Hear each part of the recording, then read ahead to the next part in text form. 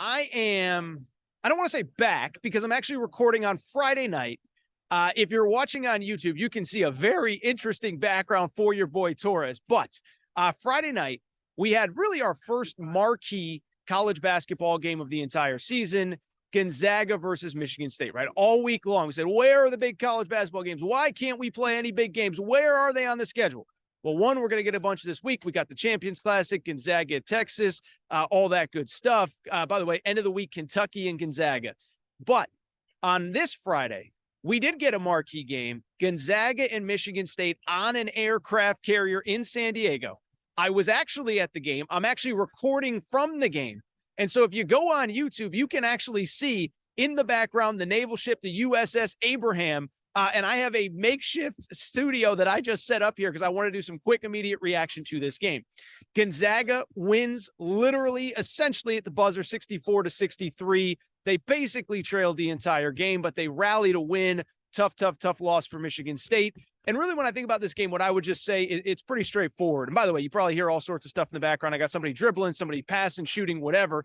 But with that said, when I think about this game and when I look back on this game, this is what I would say. I have a lot of reaction. I have a lot of thoughts. I don't know if there are necessarily a lot of takeaways, though, and let me explain why. The game, as I said, if you missed it, was played on an aircraft carrier. Listen, it was awesome. It was an awesome setup. They did this about 10 years ago, Michigan State and North Carolina. Obviously, I don't know if it's obvious, but I was not there for that one.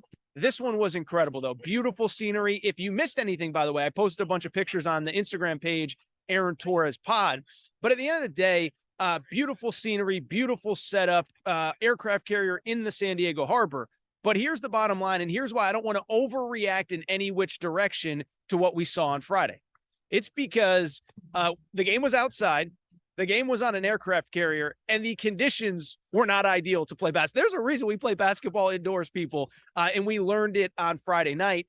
Essentially, if you didn't see the game was basically, I would guess by the time, probably about 10 minutes into the game, the tip-off, the temperature was probably in the 30, probably like low 50s, high 40s, and you could see it on the court. You could see guys, the second they went to the bench, I noticed Gonzaga's players were throwing towels over their legs to just kind of protect themselves from the cold.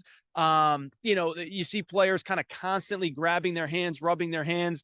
It was funny. I asked Rasir Bolden from Gonzaga after the game. I said, could you feel, like when you shoot the ball, could you feel the wind and the breeze and being outside? He said, absolutely. He said, you see it and you adjust after 2 or 3, but that's really why I don't want to super overreact to either of these teams after this game, simply because of the fact that they were playing in conditions that they will never play in ever again this season. And frankly, probably never again in their careers. Right. And it showed on the court. 7 of 34, the two teams combined from 3. They missed a combined 18 foul shots. And so because of it, like what we saw, we're never going to see again from either of those teams. And so again, don't want to overreact, but I do think there are a few takeaways. One, from Michigan State's perspective, I'll be honest, I actually thought early in the game, I thought they did an incredible job of actually, quote unquote, handling the elements. I tweeted it. I was joking, but I was kind of serious. And what I said was, Michigan State is handling, we talk about football all the time, handling the elements, right? Wind, rain, cold, hot, whatever. And I joked, in basketball, Michigan State is handling the elements. Early on in the game, it was very clear to me that that Gonzaga, it didn't look like they wanted to be there. It didn't look like they wanted anything to do with the cold weather. It didn't look like they wanted anything to do with the wind. And Michigan State was out there like, man, we got this. Yeah, it's cold, and we're loving every freaking second of it, right? They say in sports all the time that you take after your coach, that you take after, that you embody your coach. Well, I think Michigan State did that on Friday night because early on, they were just the tougher team. They wanted it more. They were getting to loose balls, and they really were in complete control of this game for probably about the first 30 or so minutes. Now, why did they lose control of the game? Well, it's a couple of things. And I think it's interesting, and this is kind of a takeaway that I believe is not an overreaction, is it's interesting with Michigan State. We saw what their Achilles heel is this year. And frankly, we saw why they're not a top 25 team. Guards are really good. Tyson Walker played well. AJ Hoggard played well.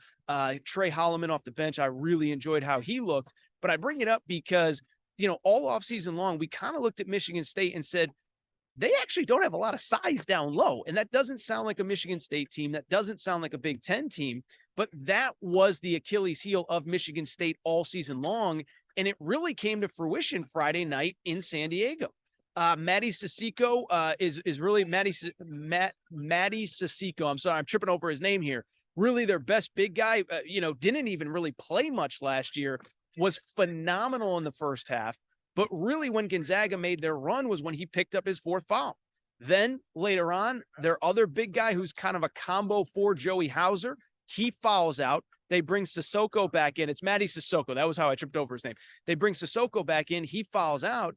And essentially that was the issue we thought all season long or all off season long with Michigan State. To be blunt, I don't tell anybody, I certainly don't tell a Hall of Famer how to run his program, but that was the conversation around Michigan State all offseason. Are they going to add a big guy? Should they add a big guy? Why didn't they add a big guy? It comes back to bite them on opening night. And I'll take it a step further. You go to the Big Ten, that's going to be a problem when you face Michigan with Hunter Dickinson. You face Ohio State with Zeb Key. You face, I'm trying to think, Indiana with Trace Jackson Davis. Say what you want about the Big Ten. They got big guys. That they got guys down low that can handle their business. And I think this is something that's going to be a problem for Michigan State all along. And as I said, I think we see now why they're probably a fringe top 25 team. I think they'll get some wins. Like I said, I like the Guards. From the Gonzaga perspective, it's hard for me to have any definitive takeaways other than Drew Timmy's freaking awesome, okay? Like I just said, Michigan State was in foul trouble. Part of that was Timmy, but also part of it was when all those guys got in foul trouble, Timmy was just attacking second chance points, doing the things that he does. And I know that certain fan bases don't like him, and he's got the mustache, and he's got this, and he's got that. That dude delivered 22 points on Friday night, and really, like, the 22 points, they all mattered. Obviously, you win by 1, every single point matters, but the 22 points, I just thought, they were in the flow, in the moment, like the ability, like I said, the ability, second chance points, loose balls. He just made so many big plays late. Now, in terms of Gonzaga's backcourt, I'll just say this. It's really hard for me to make any definitive, declarative statements about them. As I said, Gonzaga, a team that traditionally shoots around 40% from 3, 4 of 18 from 3, 22%.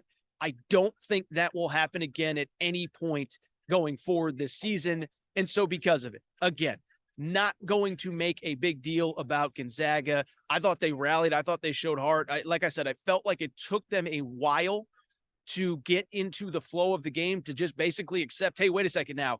It's cold. We got to deal with this. I was funny. Mark Few kind of said that in the post game. He basically said, like, look, bottom line, I told our guys, it's not that we're not playing a good team.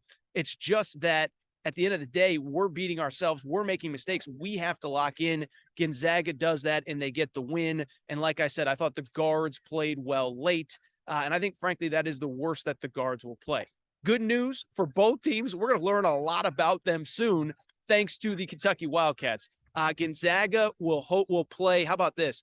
Gonzaga will play at Texas next week. Then they fly home, play Kentucky at home before the PK 85. Meanwhile, Michigan State, how about this? They play Kentucky on Tuesday in the Champions Classic. And oh, by the way, they will also play Villanova late next week. As I record here, Villanova has just lost to Temple. I don't know much about that game. With that said, I think it's time for me to get out of here. Obviously, non-traditional end to the show, but it was a fun show. I hope you enjoyed the live reaction from the cruise ship, or from the aircraft carrier, excuse me. If you're not subscribed to the YouTube page, please make sure to do so.